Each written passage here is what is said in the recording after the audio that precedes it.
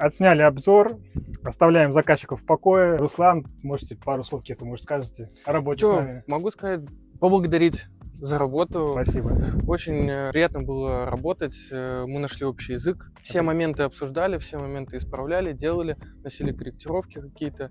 И в целом... Будете ли нас рекомендовать? До 100%. Уже рекомендую и Отлично. Это главное, да. говорю.